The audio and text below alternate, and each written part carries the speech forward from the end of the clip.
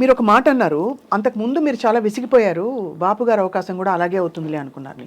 చాలా అయ్యాయి ఆడిషన్స్, అంటే ఏమయ్యేది ఆడిషన్లో? మీరు సెట్ అయ్యేవారు కదా వాళ్ళ క్యారెక్టర్కి, లేకపోతే ఎలా? అంటే దానికి ముందు దాసనారాయణరావు గారిది అభిసారిక అని ఒక మూవీ వచ్చిందండి.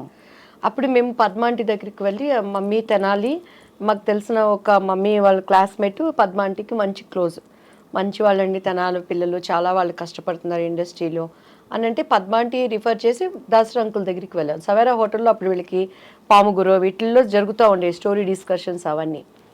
ఏమి చేస్తారు మాట్లాడేవాళ్ళు, కింద నుంచి పెద్ద చూసారు, ఒడ్డు పొడుగు బాగుంది అమ్మాయి అనేవాళ్ళు, స్టోరీ మంచి క్యారెక్టర్ అండి అనేవాళ్ళు. కొంచెం మీరు బయట కూర్చోండి అమ్మాయితో మాట్లాడతాం అనేవాళ్ళు. మా అమ్మాయికి ఇటు చూసేదాన్ని నేను, ఇంకంతే. ఇంక మా అమ్మగారు బయటకు వెళ్తాను అని అంటే అల్లిచ్చేదాన్ని కాదు. సో ఆ లోపల వాళ్ళ భావన ఏంటనే అర్థమయ్యి అర్థం కాని వయసు నాది అప్పుడు.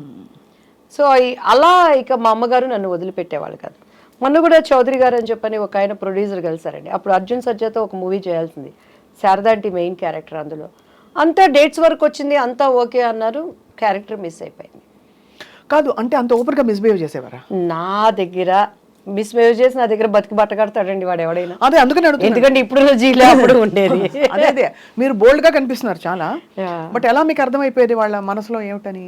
అంటే మా మమ్మీతో మాట్లాడేవాళ్ళు.